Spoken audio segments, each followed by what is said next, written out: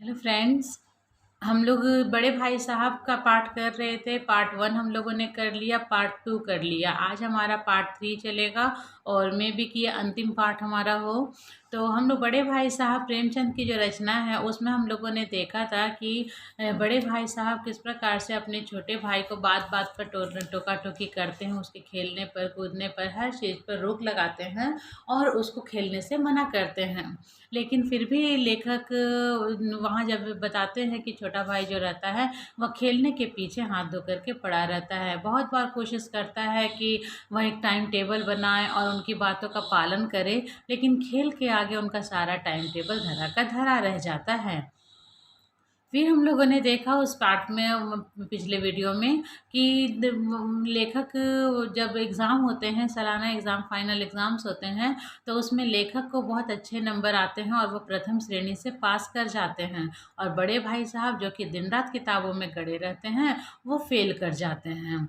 तो यहाँ पर फिर उसके बाद कुछ दिनों तक तो शांति रहती है और फिर उसके बाद बड़े भाई साहब उनको अपना नसीहत देना शुरू कर देते हैं कि तुम एक ही क्लास में भी फर्स्ट हुए हो तो इसको इतना घमंड मत करो।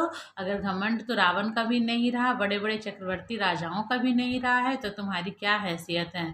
इसलिए घमंड नहीं करना चाहिए। एक तुम लक से, किस्मत से पास कर गए हो और इसलिए आगे तुमको मेहनत करनी चाहिए, क्योंकि आगे की कक्षाओं में पढ़ाई और कठिन होने वाली है। चाहे वो मैथ्स की हो या विज्ञान की हो या इतिहास की के सन और ईस्वी याद करने की बात हो, वहाँ पर पढ़ाई और कठिन हो जाएगी। तो तुम्हें कंटिन्यू मेहनत करना चाहिए। हम लोगों ने यहाँ तक पढ़ लिया था। अब हम लोग इसका आगे देखते हैं क्या लिखा हुआ है। इस रेखा पर यह लंब गिरा दो तो आधार लंब से दुगना होगा। पूछिए इससे प्रयोजन। दुगना नहीं चौगुना हो जाए या आधा ही रहे मेरी बला से, लेकिन परीक्षा में पास होना है तो यह सब खुराफात याद करनी पड़ेगी। मैथ्स की कठिनाइयों को बता रहे हैं कि अलजेब्रा ज्योमेट्री कितने कठिन होते हैं और वहाँ पर एक नंबर भी इधर से उधर अगर हो गया, 10 को 01 लिख दिया गया या 01 को 10 लिख दिया गया तो मार्क्स पूरे के पूरे गए। तो यहाँ पर कहा जा रहा है कि यदि लंब को गिरा दो, मतलब कि पढ़ाया जा रहा है वहाँ पर मैथ्स, तो वहाँ अगर दुगना नहीं चौगुना हो जाए उससे मुझे क्या। लेकिन अगर एग्ज़ाम में तुमने सही मैथ्स नहीं बनाए तो नंबर गए के गए।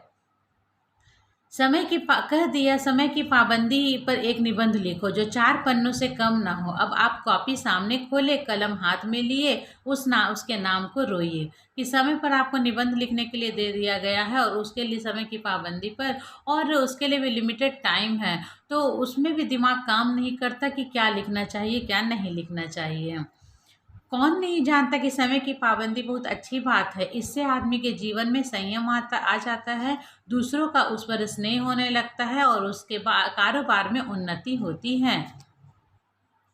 ज़रा सी बात पर 4 पन्ने कैसे लिखें। मतलब कि समय की पाबंदी पर लिखने की बात अगर कही जा रही है तो उसमें कहा जा रहा है कि ज़रा सी बात पर हम 4 पन्ने उस पर कैसे लिख सकते हैं।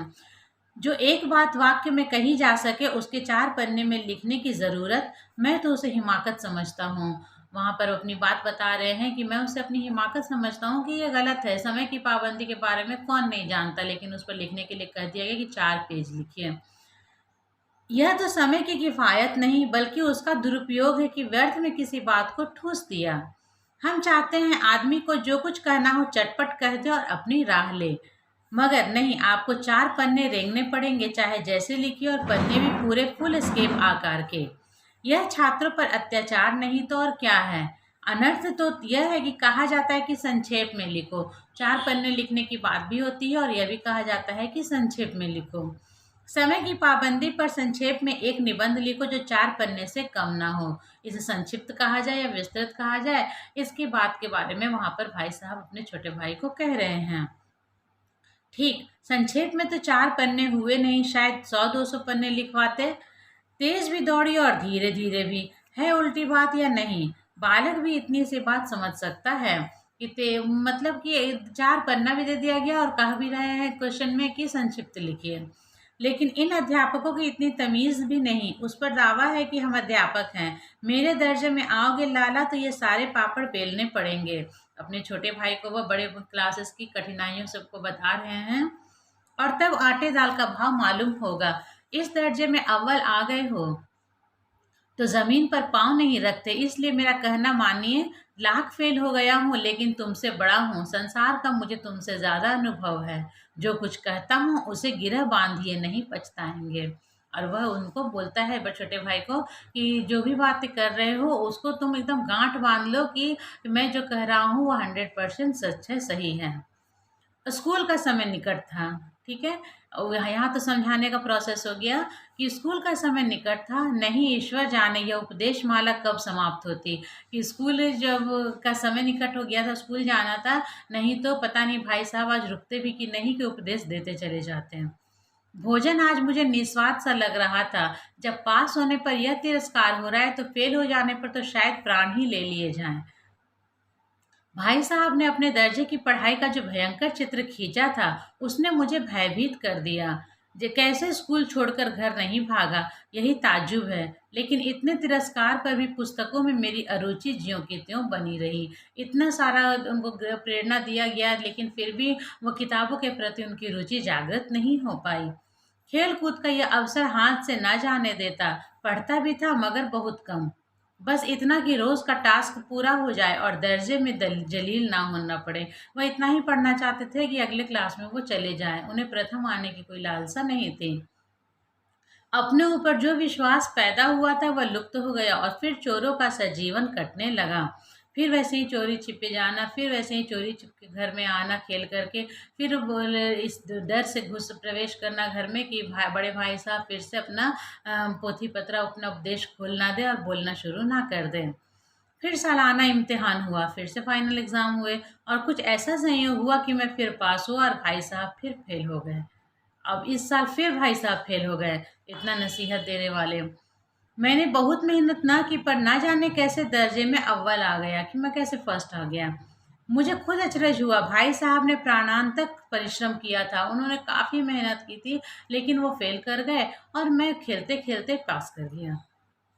कोर्स का एक एक शब्द चाट गए थे। 10 बजे रात तक इधर, 4 बजे भोर से उधर, 6 से 9:30 बजे तक स्कूल के जाने के पहले मुद्रा कांतिहीन हो गई थी। मगर बेचारे फेल हो गए। फिर भी वो फेल हो गए थे।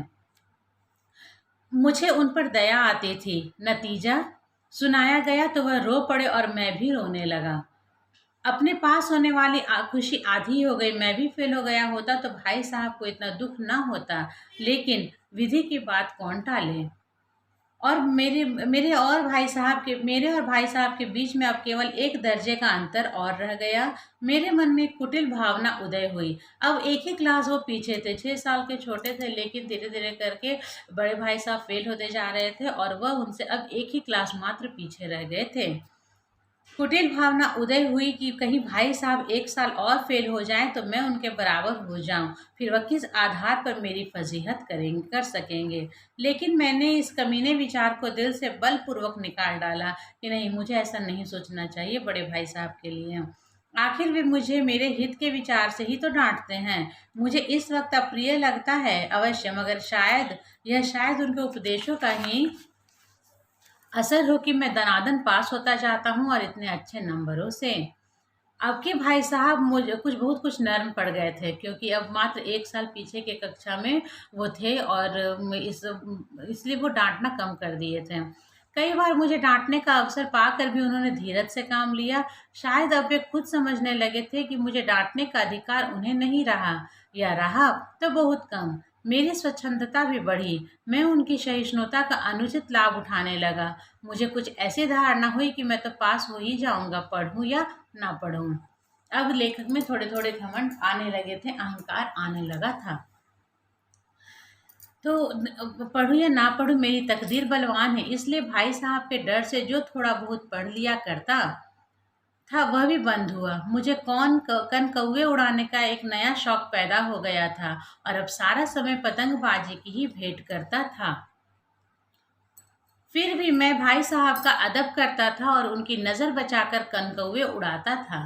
मांझा देना, कन्ने बांधना, पतंग टूर्नामेंट की तैयारियां आदि समस्याएं सब गुप्त रूप से हल की जाती थीं। भाई साहब को यह संदेह ना करने देना चाहता था कि उनका सम्मान और लिहाज मेरी नज़रों में कम हो गया है। अब वो अभी भी चाहते थे कि भाई साहब को लगे कि मैं उनसे उतना ही डरता हूँ, उनकी उतनी ही रिस्पेक्ट करता हूँ। एक दिन संध्या समय हॉस्टल से दूर में एक कनकौवे लुटने बेतहाशा दौड़ा जा रहा था। कनकौवे यहाँ पतंग को कहा जा रहा है।